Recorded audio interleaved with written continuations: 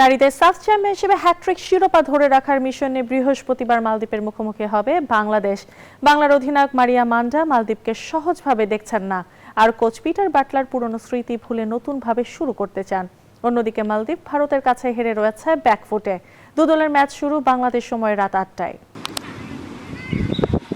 বাংলা জয়িতাদের সামনে আরও একটি সাফের আসর। এবারও তাদের চাওয়া শিরোপা ধরে রাখার। ফুটবলারদের শরীরী ভাষায় ফুটে উঠেছে আত্মবিশ্বাসের প্রতিচ্ছবি। মাঠের অনুশীলনেও বেশ উজ্জীবিত পিটার বাটলারের শিষ্যরা।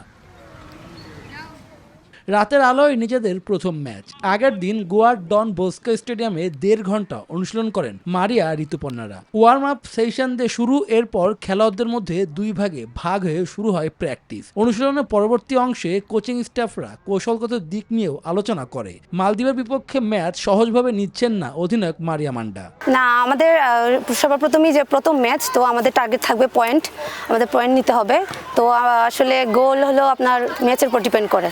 তো ম্যাচের উপর ডিপেন্ড করে আমরা আমাদের সেরাটা দিয়ে খেলার চেষ্টা করব। কড়া হেডমাস্টার হিসেবে পরিচিত পিটার বাটলার। তার কাছে স্বস্তির খবর, টিমে কোনো ইনজুরির শঙ্কা নেই। ভালো খেলেই ম্যাচ জিততে চাই। আগে কি হয়েছে আমরা সেটা মনে রাখতে চাই না। আমরা এখানে নতুন ভাবে শুরু করেছি। অনুশীলনেও ভালো হয়েছে। মাঠে সেটি কাজে লাগাতে চাই। অন্যদিকে বাংলাদেশের কাছে হারলেই আসর থেকে ছিটকে যাবে মালদ্বীপ, কারণ নিজেদের প্রথম ম্যাচে ভারতের কাছে 11-0 গোলের বিশাল ব্যবধানে হেরেছে তারা।